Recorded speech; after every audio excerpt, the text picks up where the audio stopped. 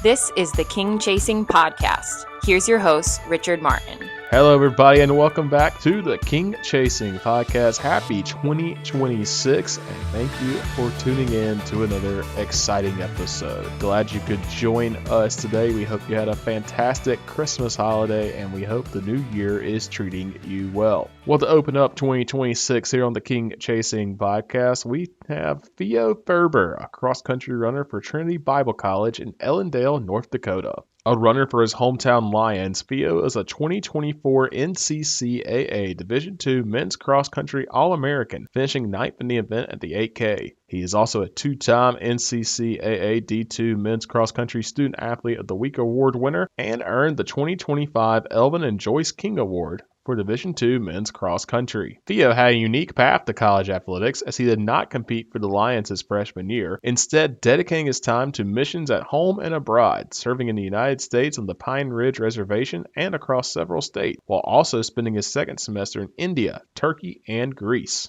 Theo also spent this past summer as a pastoral intern in Paynesville, Minnesota, and plans to study in Israel this spring. Once again, thanks to Theo for joining me in this newest episode of the King Chasing Podcast, and thank you for tuning in. And you can listen to past episodes of the King Chasing Podcast on YouTube, on the NCCAA page, on Apple Podcasts, Spotify, and of course at the nccaa.org/podcast. Without further ado, let's get into it. It's the newest episode of the King Chasing Podcast. Hello, everybody. My name is Richard Martin, and welcome back to the newest edition of the King Chasing Podcast. I am joined by Theo Thurber from Trinity Bible College. And Theo, thank you so much for joining me today. Yeah, thank you so much for having me, Richard. And of course, Theo is cross-country runner at Trinity Bible College, and we'll just start there. You grew up in Ellendale, North Dakota, where Trinity Bible College is located. How'd you come to know the Lord while just growing up through your childhood before you got to college? Yeah, for sure. Uh, well, I grew up in a Christian home. My parents were Christian, and they brought me to church every day.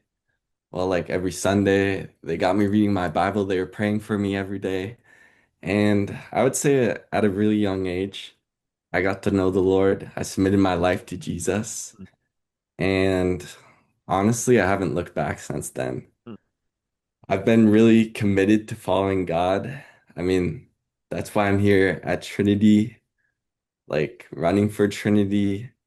There was a lot of other schools that were trying to recruit me, I guess I could say. And honestly, I was like, no, I need to follow God.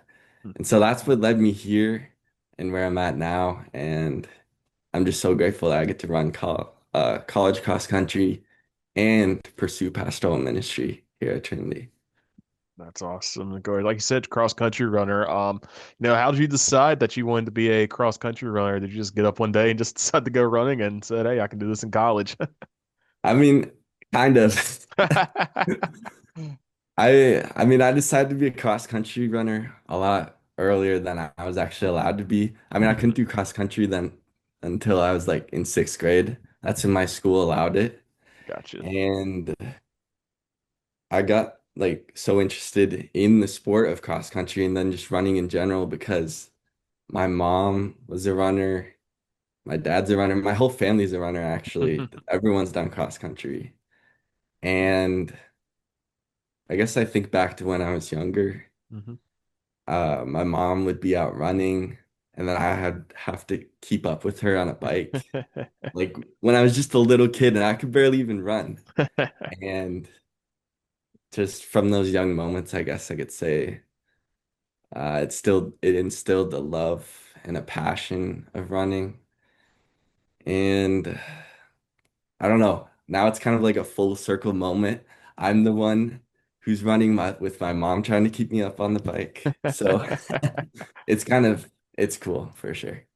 That's awesome. So, yeah, and again, you talked about your mom. She is the cross country coach at Trinity Bible hmm College. What's it like running with your mom? And also, your wife also runs on the women's team at Trinity Bible. So, what's it been like? Like you said, it's a family affair, having the whole family really there to cheer you on, support each other as you run along together in your meets. Yeah. I mean, honestly, it's a blessing. I mean, it truly is.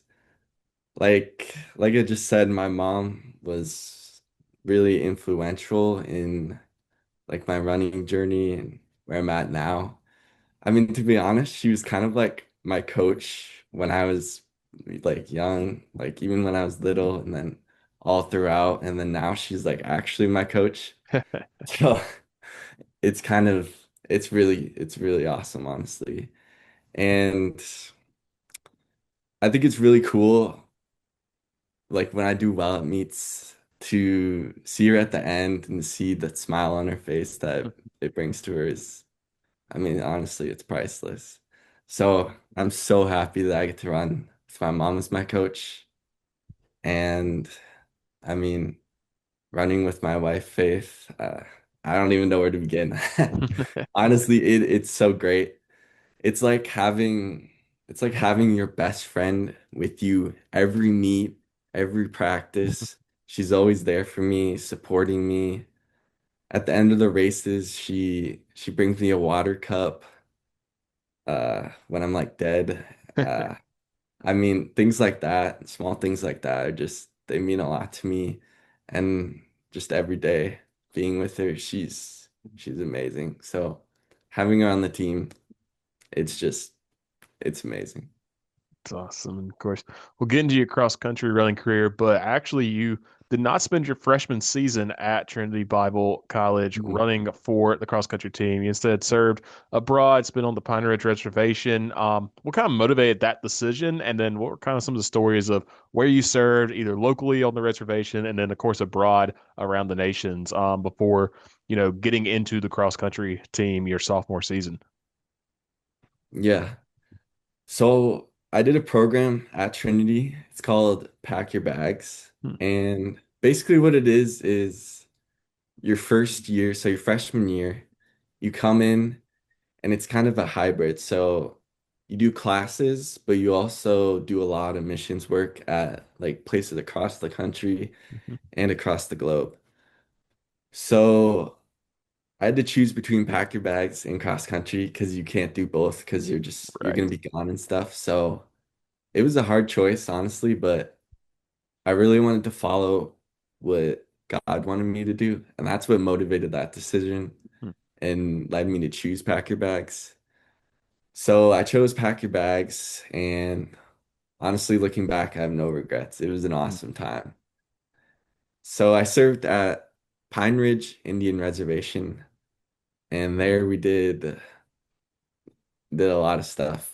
We taught at a school for one. We helped out like this rancher that put on like fall festivals and stuff. Hmm. So we did that.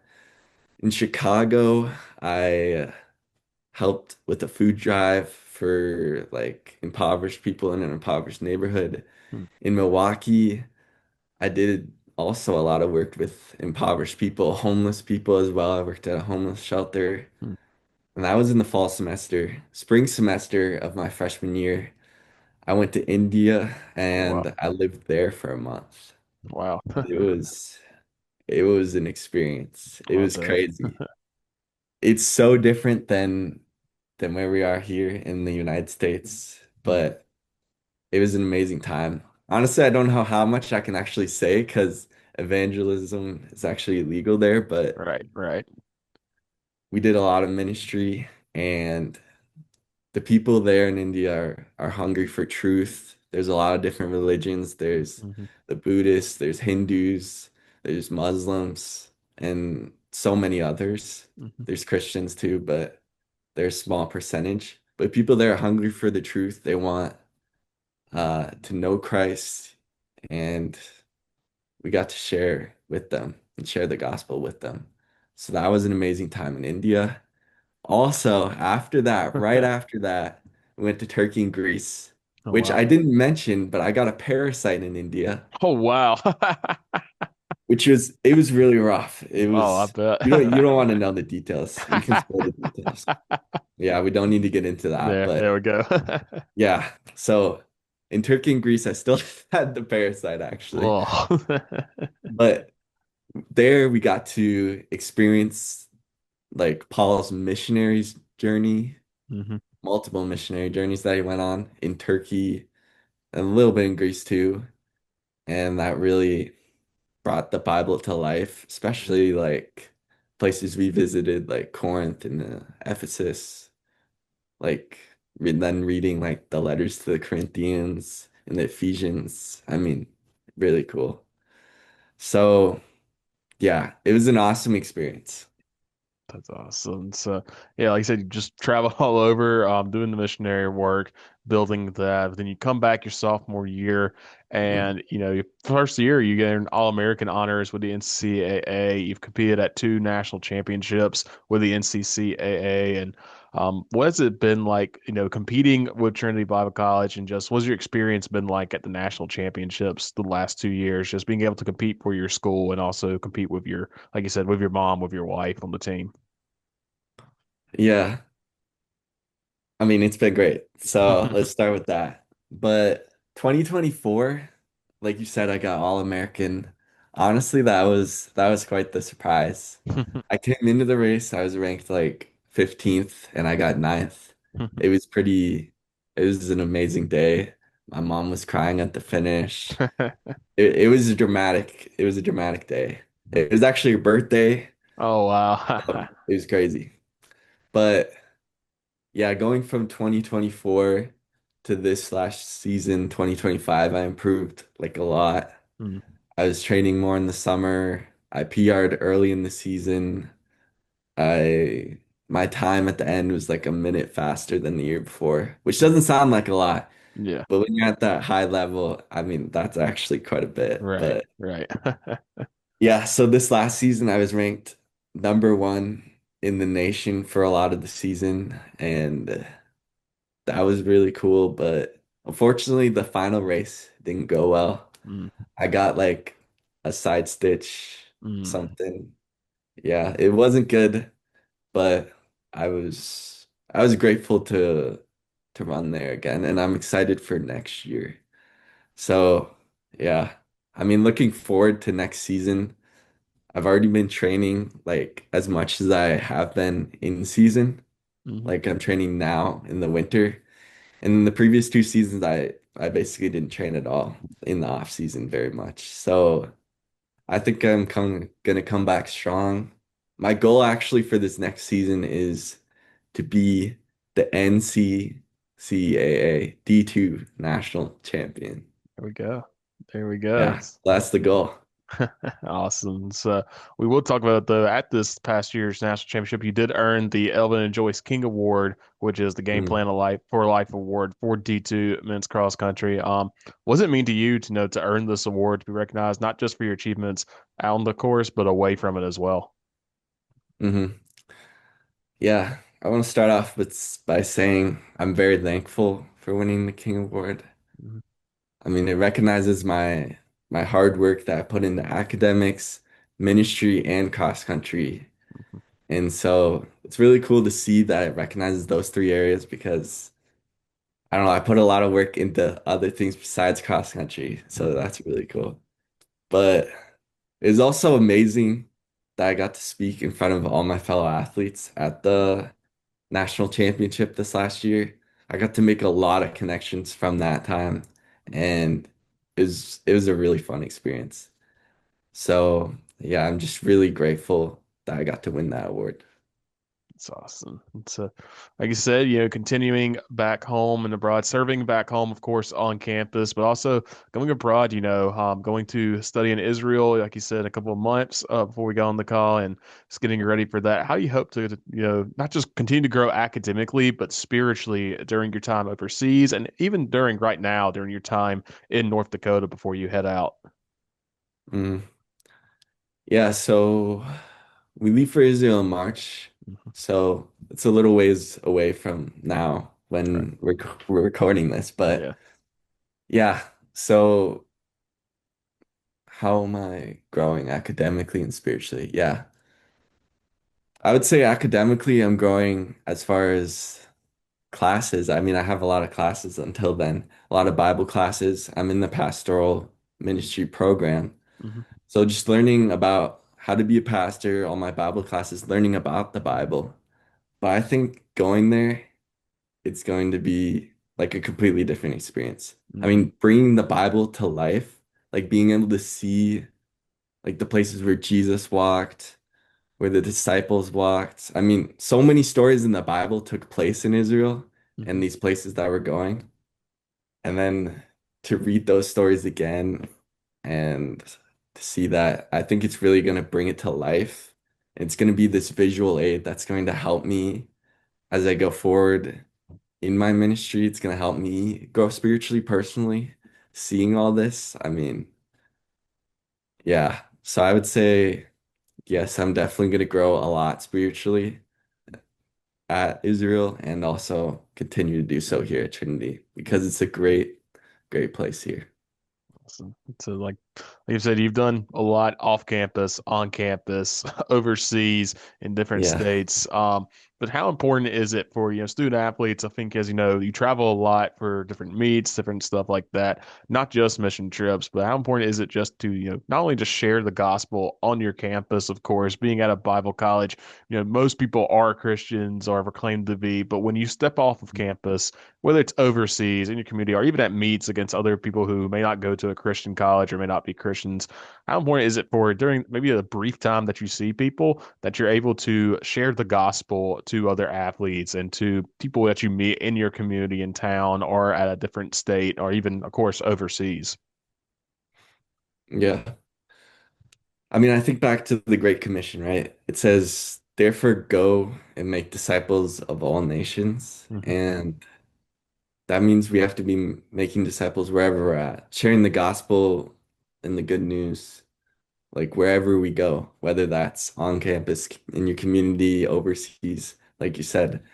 And at these meets, I go to a lot. I mean, most of my meets are not Christian meets. I mean, we have regionals and nationals. Those are the only ones. The rest of the Hmm. season, we're going to regular meets. A lot of people are Christian, a lot of people aren't. A lot of people claim to be, the whole thing. But I just think that all of us, we need to be a light to these people. And if opportunity arises, share the gospel with them. I think being a Christ-like example in everything we do is going to be one of the best ways to uh, help show these people what Christians are truly like and what it's like to follow God by showing them through our actions. And so I think that's been important for me. I mean, I go to all these meets, I talk to a bunch of different people, just trying to be a Christ-like example in everything I do. Awesome. Sounds great. Well, yeah. Theo, like I said, heading over to Israel. After Israel, what's next? Will we just come back and get ready for the next semester and get ready for the season? Or is there always kind of looking forward to maybe your next overseas trip or next time adventure or next somewhere else to go to? Yeah, so this next summer, I have to do a pastoral internship. Hmm. And right now, Faith and I were actually looking at potentially going to a church up in Alaska with a pastor Oh, there. wow. So being in Alaska over the summer sounds like it sounds great. It isn't finalized yet, but hopefully we can do that.